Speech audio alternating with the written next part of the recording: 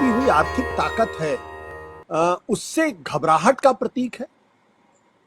नहीं, देखिए, चाइना बन रहा है काफी बड़ी ताकत। इसमें कोई निश्चित इकोनॉमिकली इसमें तो आ ही गया है।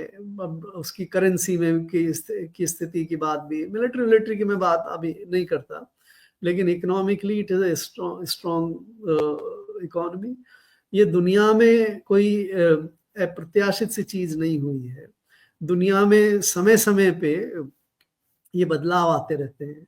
आज से 300 साल पहले चाइना और इंडिया बहुत बड़ी इकोनॉमी हुई करती थी, क्योंकि दुनिया का सारा जो था वो एग्रीकल्चर था। एग्रीकल्चर पे हमारे पास ज़मीनें अच्छी, हमारे पास अनुभव अच्छा, इसलिए हम दुनिया में सबसे सेकंड लार्जेस्ट इकोनॉमी थे।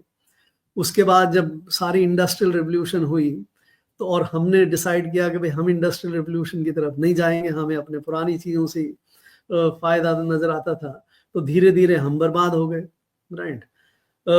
यूरोपियंस स्पेशली यूके वगैरह बहुत स्ट्रांग हो गए, राइट। सो ये बदलाव आया, ये सबने देखा है। हिंदुस्तान जिसकी 25% जीडीपी हुआ करती थी किसी जमाने में, वो घट के 1%, 1.5%, 2% रह गई, राइट। सो फिर आपने ये भी देखा कि यूके, इंग्लैंड जिसकी इतनी पावर हो गई थी दुनिया में, आधे से ज्यादा देश जो आज हैं वो यूके के कॉलोनीज हुआ करती थी, बाकी कुछ यूरोपियंस की कॉलोनीज हुआ करती थी। उसमें कभी सनसेट नहीं होता था। उसकी करेंसी दुनिया भर की करेंसी थी, सारा एक्सपोर्ट इंपोर्ट सब उससे चलता था। लेकिन सेकेंड वर्ल्ड वॉर तक आते आते उसकी इतनी खराब स्थिति हो गई, क्योंकि अमेरिका में बहुत सारा इनोवेशन, बहुत सारी इंडस्ट्रियलाइजेशन, बहुत सारी अच्छी चीजें हुई, तो अमेरिका रिप्लेस्ड यूके। और आने वाले समय में अगर चाइना रिप्लेस करता है वापस से यूएस को, तो कोई आश्चर्य की बात नहीं, कोई अनहोनी सी चीज नहीं है।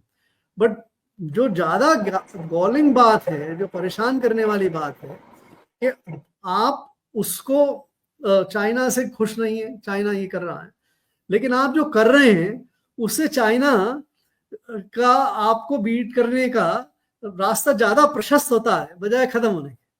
माने you are doing self goal, और आप एक्चुअली चाइना का रास्ता आगे बढ़ा रहे हैं बजाय चाइना को कंटेन करने के।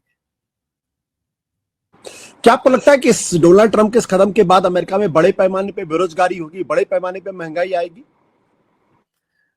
बिल्कुल, बेरोजगारी भी बढ़ेगी, क्योंकि अगर इंडस्ट्रियल प्रोडक्शन रुक जाएगा, सर्विसेज, जो अमेरिका की इकोनॉमी बेसिकली सर्विसेज इकोनॉमी है, 80-85% जीडीपी उनकी सर्विसेज से आती है। और अगर सर्विसेज पे दुनिया में, अब मैं सुन रहा हूं कि यूरोपियन यूनियन सर्विसेज पे टैरिफ लगाने की सोच रहा है, अमेरिकन सर्विसेज पे।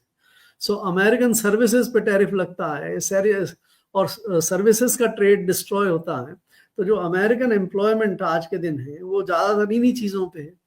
प्रोडक्शन पे ज्यादा है, इंडस्ट्री पे कम है, सर्विसेज के प्रोडक्शन पे ज्यादा है। तो अगर सर्विसेज अफेक्ट होती हैं तो वहां पे अनएम्प्लॉयमेंट निश्चित रूप से बढ़ सकता है।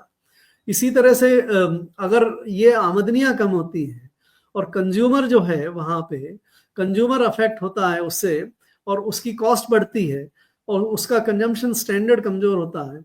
आप, मेरे ख्याल से ये अब तो आने लगा है सारे वहां पे काफी विरोध शुरू हुआ है। और उसके साथ साथ उन्होंने जो एक नया चीज और भी वो जो शुरू किया है कि अपनी एड वगैरह सब खत्म करने, गवर्नमेंट इंस्टीट्यूशंस को, जिससे उनकी सॉफ्ट पावर बढ़ती थी सारी दुनिया में, वो सब चीजें खत्म करने के कारण से भी अनएम्प्लॉयमेंट में और डिस्ट्रेस में वापस बढ़ता है।